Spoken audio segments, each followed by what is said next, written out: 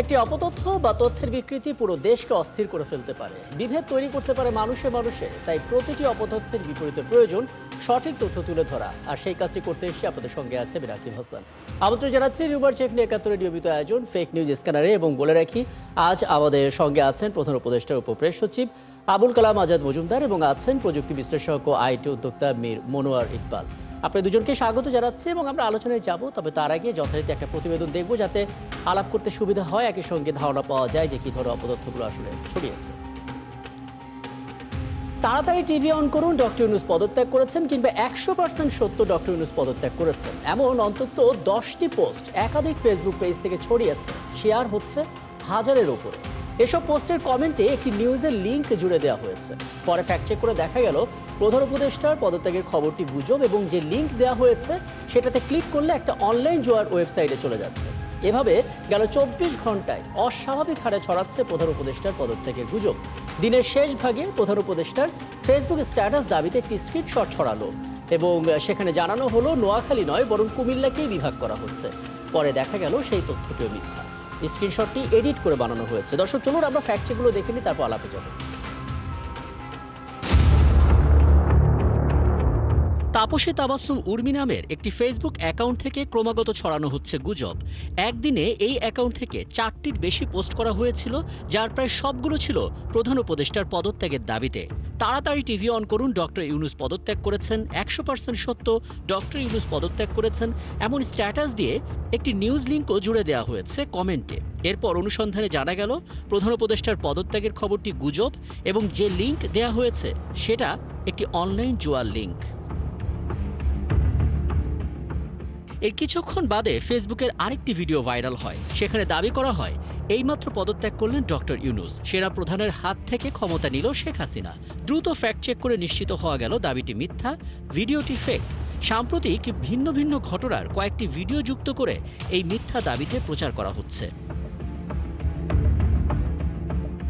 এই রেশ কাটতে না কাটতেই প্রধান উপদেষ্টার ছবি যুক্ত করে আরটিভির লোগো সংবলিত একটি ফটোকার্ড ভাইরাল হলো, যেখানে দাবি করা হয়েছে প্রধান উপদেষ্টা নাকি বলেছেন, সেনাবাহিনী যদি আমার নিরাপত্তার দায়িত্ব নেয় তাহলে আমি পদত্যাগ করব। পরে রিউমার স্ক্যানার টিভির অনুসন্ধানে দেখা যায় ডক্টর ইউনূস এই মন্তব্য করেননি, এবং এমন শিরোনামে আরটিভিও কোনো ফটোকার্ড প্রকাশ করেনি। মূলত আরটিভির ভিন্ন একটি ফটোকার্ডকে প্রযুক্তির কারসাজি দিয়ে বদলে ফেলে এই মিথ্যা ছড়ানো হয়েছে। গুজব আরও আছে। প্রধান উপদেষ্টা ডক্টর মোহাম্মদ ইউনূসের ফেসবুক স্ট্যাটাস দাবিতে একটি স্ক্রিনশট প্রচার হচ্ছে সামাজিক যোগাযোগ মাধ্যমে, যেখানে লেখা নোয়াখালী নয় কুমিল্লাকেই বিভাগ করা উচিত, কারণ একটি বিভাগের জন্য যা প্রয়োজন সবই কুমিল্লায় আছে। পরে স্ক্রিনশট বিশ্লেষণ করে দেখা গেল প্রধান উপদেষ্টা ডক্টর ইউনূস এমন কোনো পোস্ট করেননি ফেসবুকে। মূলত ডক্টর ইউনূসের ভিন্ন ফেসবুক পোস্টের স্ক্রিনশট এডিট করে এই ভুয়া ও মিথ্যা মন্তব্য তৈরি করে ছড়িয়ে দেওয়া হয়েছে। দর্শক, আজকের অপতথ্যগুলো ধরন বিশ্লেষণ করে দেখা গেল শুধুমাত্র প্রধান উপদেষ্টার পদত্যাগ নিয়ে গেল ২৪ ঘন্টায় ১১টির বেশি গুজব ছড়িয়েছে। পুরনো ভিডিওর সাথে ইচ্ছামতো মিথ্যা, চটকদার ও উস্কানিমূলক ক্যাপশন জুড়ে দেওয়া হচ্ছে। বিভিন্ন গণমাধ্যমের ফটোকার্ড ব্যবহার করে সেগুলো সত্য প্রমাণের চেষ্টাও চলছে। এই বাস্তবতায় সামাজিক যোগাযোগ মাধ্যম নয়, বরং মূলধারার গণমাধ্যমের খবরগুলোতেই আস্থা রাখার পরামর্শ বিশেষজ্ঞদের। রাকিব হাসান, ৭১। আমরা মোটামুটিভাবে একটা ধারণা পেয়ে গেছি যে কী ধরনের অপতথ্যগুলো ছড়াচ্ছে, এবং আমরা দেখতে পাচ্ছি যে জুয়ার যে বিজ্ঞাপন, সেই বিজ্ঞাপনের প্রচারের জন্য গুজবের উপরে ভর করা হচ্ছে। বলেছি আগেই, আমাদের সঙ্গে আছেন প্রধান উপদেষ্টা উপপ্রেস সচিব আবুল কালাম আজাদ মজুমদার এবং আছেন প্রযুক্তি বিশ্লেষক আইটি উদ্যোক্তা মীর মনোয়ার ইকবাল। দুজনকে স্বাগত জানাচ্ছি। এবং জনাব আবুল কালাম আজাদ মজুমদার, আপনি দেখছিলেন আসলে এরকম প্রতিবেদন আমরা তৈরি করার আগে যতগুলো অপতথ্যের ফ্যাক্ট চেক করছিলাম, তাতে আমরা দেখতে পেলাম যে টার্গেট করেই আসলে অপতথ্যগুলো ছড়ানো হচ্ছে প্রধান উপদেষ্টাকে। এবং এর আগে আমরা প্রধান উপদেষ্টাকে নিয়ে নানামুখী গুজব দেখেছি, মাঝখানে একটা দীর্ঘ সময় আমরা অন্যান্য ইস্যুতে গুজব ছড়াতে দেখেছি, এবং হঠাৎ করে একদিনে ২৪ ঘন্টায় ১০টিরও বেশি প্রধান উপদেষ্টাকে কেন্দ্র করে পদত্যাগের গুজব ছড়ানো। বিশেষ কোনো কারণ কি আপনি টের পাচ্ছেন, এবং এখন পর্যন্ত আসলে কোনো বার্তা কি দেওয়া হচ্ছে কিনা এই বিষয়টা নিয়ে, মানুষকে যেন বিভ্রান্ত না হয়? ধন্যবাদ। মানে প্রধান উপদেষ্টা ওনাকে ঘিরে অপতথ্য তো এটাই প্রথম নয়। উনি দায়িত্ব নেওয়ার পর থেকেই এ ধরনের অপপ্রচার চলছে নানাভাবে, নানা প্ল্যাটফর্মে, নানা ফোরামে নানা ধরনের গোষ্ঠী এ ধরনের অপপ্রচার চালাচ্ছে। তবে একটা আশার বিষয় হচ্ছে যে এই ধরনের অপপ্রচারে সাধারণ মানুষকে আগেও বিভ্রান্ত করা যায়নি, এখনও বিভ্রান্ত করা সম্ভব হচ্ছে না। এগুলো কেবল অপপ্রচার হিসেবেই সীমাবদ্ধ রয়েছে। যারা এই অপপ্রচারটিকে ছড়াচ্ছে তারা বরঞ্চ প্রতিদিন, প্রতি মুহূর্তে, প্রতিবার নিজেদের বিশ্বাসযোগ্যতাকে আরও নতুন করে আবার প্রশ্নবিদ্ধ করছেন। এবং মানুষ, সাধারণ মানুষ এগুলো দেখে দেখে বিনোদিত হয়, কিন্তু এগুলো কেউ বিশ্বাস করে না। যেহেতু এগুলো বিশ্বাস করতে, তাহলে তো ইতিমধ্যেই যারা এই অপপ্রচারকারী আছে তাদের যেই উদ্দেশ্য, তাদের যে হীন উদ্দেশ্য বলে বলা যায়, সেটাতে তারা সফল হতো। সাধারণ মানুষকে নানাভাবে অনেক বেশি রকমের বিভ্রান্ত করতে পারতো, দেশে রীতিমতো অস্থিরতার একটা আবহ তৈরি করতে পারতো।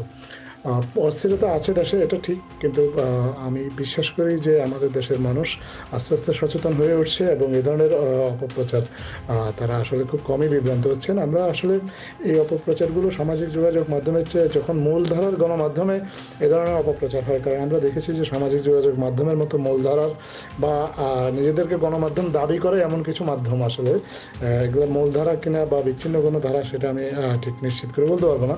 তারা যখন নিজেরা কিছু প্রচার করে তখন মানুষের বিভ্রান্তিটা অনেক বেশি হয়। সামাজিক যোগাযোগ মাধ্যমকে এখন আর মানুষ সিরিয়াসলি নেয় না, কারণ এখানে প্রযুক্তির কারণে এআই ব্যবহার করে নানা ধরনের অপপ্রচার হয়। এগুলো সাধারণ চোখেই আসলে বিশ্বাসযোগ্য নয়। বাংলাদেশের প্রধান উপদেষ্টা যদি পদত্যাগ করে, তাহলে এটা তো শুধুমাত্র সামাজিক যোগাযোগ মাধ্যমের একটা কোনো বিষয় না, এটা আপনার মূলধারার গণমাধ্যমে, এমনকি আন্তর্জাতিক গণমাধ্যমে এটা একটা বিশাল সংবাদ হতো। যেহেতু মূলধারার কোনো গণমাধ্যমে এই ধরনের সংবাদ নাই এবং আন্তর্জাতিক গণমাধ্যমে এই জাতীয় কোনো কিছু প্রচার করছে না, তাহলে এগুলো সামাজিক যোগাযোগ মাধ্যমের গুজব হিসেবেই সাধারণ মানুষ এগুলোকে গ্রহণ করে। এগুলো নিয়ে বিচলিত হওয়ার মতো আমি তেমন কোনো কারণ দেখি না। আমরা বরঞ্চ অনেক বেশি বিচলিত আসলে সামাজিক যোগাযোগ মাধ্যমের চেয়ে মূলধারার গণমাধ্যম নিজেদেরকে দাবি করে বা গণমাধ্যম দাবি করে যারা প্রচার করে কোনো একটা প্ল্যাটফর্মে এই ধরনের গুজব প্রচার করে এবং সেই গুজবটা ফটো কার্ড আকারে খণ্ডিত বা বিকৃত তথ্য উপস্থাপন করে সামাজিক যোগাযোগ মাধ্যমে ওই গণমাধ্যমের নামে চালিয়ে দেয়, তখন সেটা আসলে অনেক বেশি বিভ্রান্তি ছড়ায়। স্পষ্ট করেছেন। আরও কিছু ছোট ছোট বিষয় আছে, ধাপে ধাপে একটু জানার চেষ্টা করব। আমি এই ফাঁকে একটু জনাব মীর মনোয়ার ইকবাল, আপনার কাছে একটু আসতে চাই। মানে প্রযুক্তি নিয়ে আপনি কয়েক দশক ধরে আসলে কাজ করছেন প্রত্যক্ষ এবং পরোক্ষভাবে, এবং এই জিনিসগুলো নিয়ে নানামুখী ষড়যন্ত্রগুলো হয় অপতথ্য ছড়ানোর ক্ষেত্রে, সেটাও আপনি জানেন। মুশকিল হচ্ছে আমাদের দেশের প্রান্তিক অঞ্চলের মানুষগুলোর হাতেও যেহেতু স্মার্টফোন আছে, এবং তারা হয়তো সেটাকে ফ্যাক্ট চেক না করে তাৎক্ষণিকভাবে হয়তো বিভ্রান্ত হয়ে যাচ্ছেন। মানে ঝুঁকিটা কি দেখেন সামনে নির্বাচন, এটা মাথায় রেখে বলবেন। ধন্যবাদ আপনাকে। আসলে প্রযুক্তির এই যুগে প্রযুক্তির যেমন ভালো ব্যবহার আছে, সেই ক্ষেত্রে কিছুটা খারাপ দিকও আছে। আমরা যেটা দেখতে পাচ্ছি বর্তমানে সোশ্যাল মিডিয়াগুলোতে অনেক ধরনের ফেক নিউজ নিউজ আসতেছে, আবার সেটা ভিডিও কন্টেন্ট আসতেছে, অডিও কন্টেন্ট আসতেছে, এবং স্টিল অনেক ধরনের মেসেজ আসতেছে যেগুলো বিভিন্ন গণমাধ্যমের লোগো ব্যবহার করে, আবার ডিপফেক ভিডিওগুলো আসতেছে, যেটা দেখলে আসলে সাধারণ মানুষের জন্য বোঝা অনেক কষ্টকর যেটা আসলে সত্য না মিথ্যা। এটা আসলে সারা বিশ্বব্যাপী হয়ে আসতেছে। লাস্ট আমরা ইউএস ইলেকশনও এটার জন্য আমরা দেখতে পাচ্ছিলাম যে অনেক ধরনের ডিপফেক ভিডিও ছড়িয়ে যাচ্ছে ইউএস এর নির্বাচনকে কেন্দ্র করে। ইউএস গভর্নমেন্ট অলসো ক্লেম করছে বিভিন্ন দেশকে যে তারা বিভিন্ন ধরনের আপনার নিউজ ছড়াচ্ছে যেগুলো আসলে সত্য না। আমাদের দেশেও সামনে নির্বাচন আসতেছে এবং সেই নির্বাচনকে কেন্দ্র করে এই ধরনের কিছু হবে এবং সেটার কিছুটা ইম্প্যাক্ট আমরা দেখতে পাচ্ছি। আমার মনে হয় এখন প্রযুক্তির যুগে মানুষ, যেহেতু গ্রামের মানুষজন সবাই টেকনোলজির কিছুটা অংশ, তারাও সুবিধাভোগী এবং সোশ্যাল মিডিয়াতে তারা কানেক্টেড, তারা দেখে দেখে অনেক কিছু অনুধাবন করতেছে। এবং এখন সোশ্যাল মিডিয়াতে আরো কিছু দেখতে পাচ্ছি, কিছু চ্যাটবটও এখন লাইক কমেন্টস এর ক্ষেত্রে এবং ভিউয়ের ক্ষেত্রে এবং বিভিন্ন ধরনের ভোটিং আমি লক্ষ্য করি ইদানিং ট্রেন আকারে আসতেছে। সোশ্যাল মিডিয়াগুলোতে বিভিন্ন ট্রেন থাকে। এখন ট্রেন গুলো হচ্ছে ভোটিং এর জন্য ট্রেন, এবং অনেক আগের ভিডিও, বিভিন্ন সময়ের ভিডিওকে বিভিন্ন একজন আরেকজনকে ছোট করার জন্য কিংবা সুবিধা নেওয়ার জন্য ব্যবহার করতেছে। তো এটা আসলে যেমন হচ্ছে, এর সাথে সাথে আরো একটা জিনিস হচ্ছে যে এটার জন্য যে অথরিটি থাকা দরকার। আপনি প্রধান উপদেষ্টার কথা বলতেছেন, এটা খুবই সেনসিটিভ একটা ব্যাপার যে আমাদের দেশে প্রধান উপদেষ্টাকে নিয়ে যদি এই ধরনের নিউজ হয়, এবং নিউজ না, এই ধরনের গুজবগুলো কন্টেন্ট ছড়ানো গুলো হচ্ছে যে আসে, গুজবগুলো ছড়ায়, সেটা অবশ্যই অবশ্যই। এবং এগুলো কিন্তু আপনার আপনার ইন্ডিয়াতে যেমন আমাদের দেশকে নিয়ে অনেক ধরনের গুজব ছড়াচ্ছে, এতে করে কিন্তু ইন্ডিয়ার সাথে আমাদের সম্পর্ক অবনতির অনপ্ত কারণ এটা। এই আমাদের দেশের প্রধান উপদেশে কেন্দ্র করে যদি এই ধরনের গুজব বিভিন্ন দেশকে কেন্দ্র করে করা হয়, সেটাও কিন্তু আমাদের মাথায় রাখতে হবে। আমাদের দেশে যে প্রচলিত আমাদের দেশে যে সোশ্যাল মিডিয়াতে বিভিন্ন গণমাধ্যমের আপনার ভেরিফাইড ওয়েব পেজ আছে, প্লাস হচ্ছে আমাদের প্রিন্ট মিডিয়ার যে ভেরিফাইড ওয়েব পেজ গুলো আছে, কিংবা পেজ গুলো আছে সোশ্যাল মিডিয়াতে, এবং ইনস্টাগ্রামে আছে, কিংবা ইউটিউবে আছে, যে যে জায়গাগুলোতে আছে, জি। এর বাইরেই কিন্তু এই গুজবগুলো ছড়ানো হচ্ছে।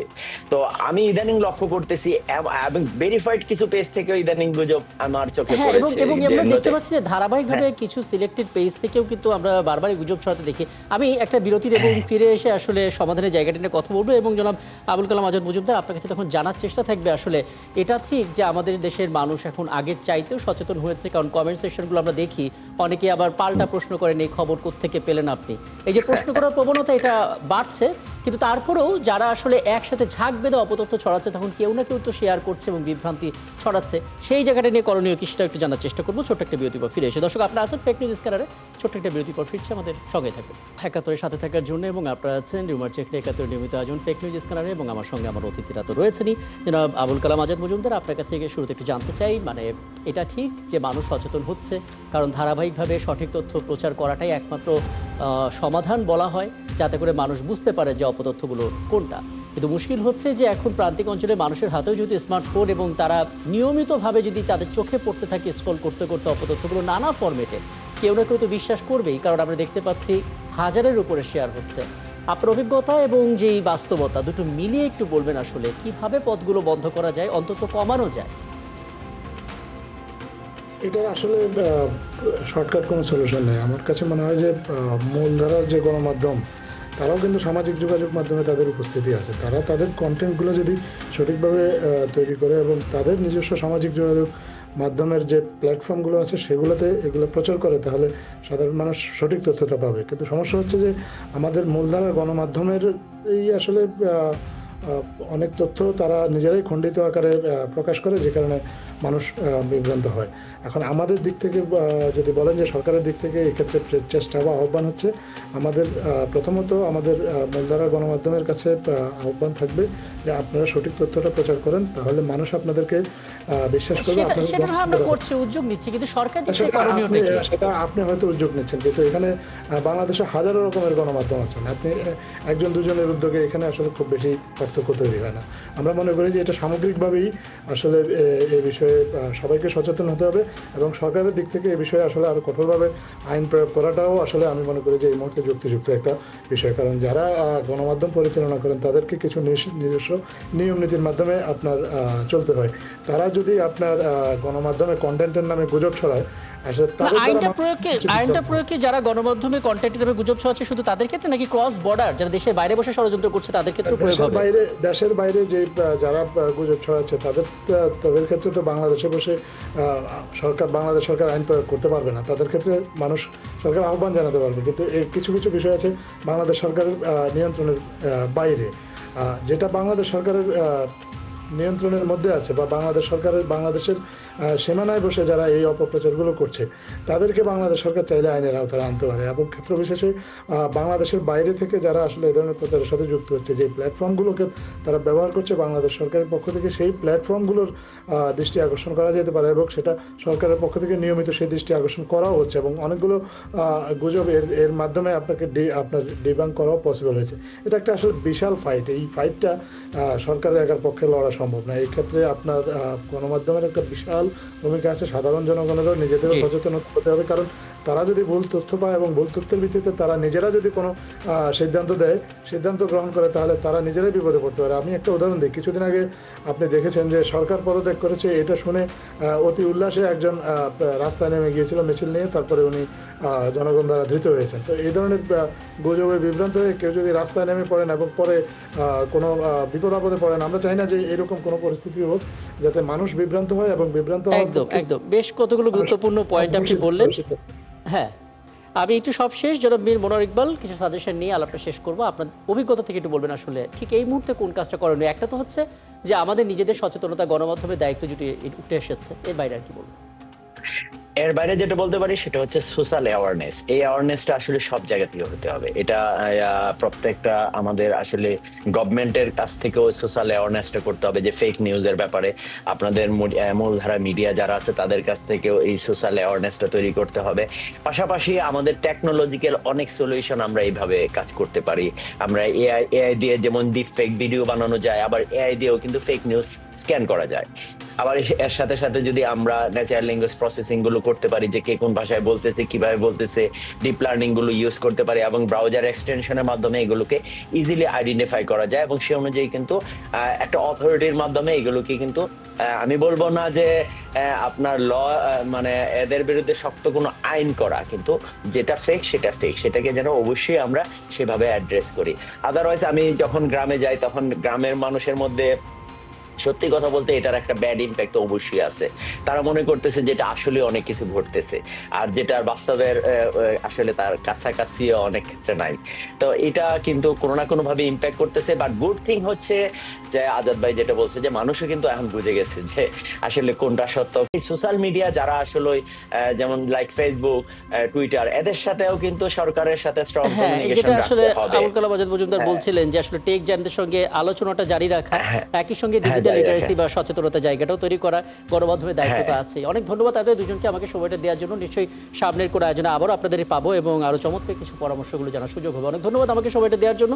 আমাদের সঙ্গে ছিলেন এতক্ষণ আমার দুজন অতিথি, ছিলেন প্রধান উপদেষ্টা উপপ্রেস সচিব জনাব আবুল কালাম আজাদ মজুমদার এবং ছিলেন প্রযুক্তি বিশ্লেষক ও আইটি উদ্যোক্তা মীর মনোয়ার ইকবাল। এবং দর্শক, আপনারা আছেন ফ্যাক্ট চেক নিয়ে একাত্তরের নিয়মিত আয়োজন ফেক নিউজ স্ক্যানারে। প্রতিদিন আমরা রিউমার দূর করতে হাজির হচ্ছি ঠিক একই সময় একইভাবে, এবং আপনারাও যুক্ত হতে পারেন।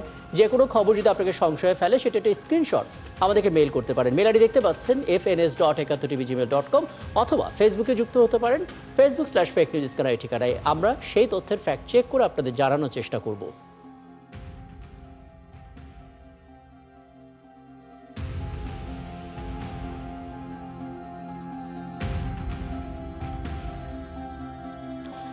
মনে রাখবেন দর্শক, চটকদার শিরোনাম দেখলে ক্লিক করবেন না। বিশ্বাস আর প্রতিক্রিয়া জানানোর আগে অবশ্যই ফ্যাক্ট চেক করুন। থাকুন একাত্তরের সাথে।